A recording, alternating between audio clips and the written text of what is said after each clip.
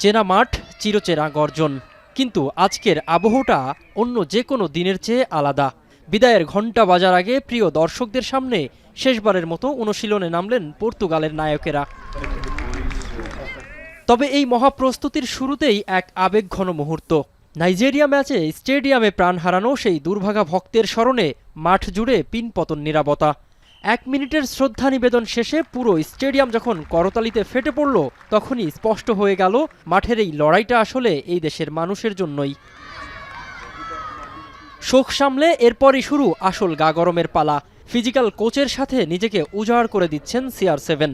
পাশে তরুণ তুর্কি Joao Neves আর অভিজ্ঞ ব্রুনো ফার্নান্দেজের নিখুঁত ছন্দ। গ্যালারি থেকে ভেসে আসা প্রতিটা চিৎকার খেলোয়াড়দের মনে করিয়ে দিচ্ছে তাদের মূল লক্ষ্যের কথা। মাঝমাঠের কাণ্ডারি বার্নার্ডো সিলভা গায়ে ভেস্ট চড়ানোর ফাঁকেই দর্শকদের ভালোবাসার জবাব দিচ্ছেন হাত নেড়ে। কোচ রবার্তো মার্টিনেজের সাথে মাঠের ভেতরেই সেরে নিচ্ছেন শেষ মুহূর্তের স্ট্র্যাটেজি আলোচনা।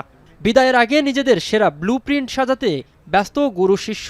লিসবনের শেষ সেশনটি এভাবেই শতভাগ মনোযোগ দিয়ে শেষ করলেন রোনালদোরা।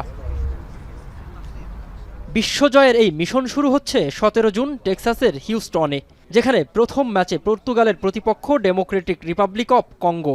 এরপর গ্রুপ কে এর বাকি 2 ম্যাচ তারা লড়বে কলম্বিয়া এবং নবাগত উজবেকিস্তানের বিরুদ্ধে। এই সূচি মাথায় রেখেই এবার স্বপ্নের খোঁজে পা বাড়াচ্ছে পর্তুগাল। মিনারুল ইসলাম, এখন।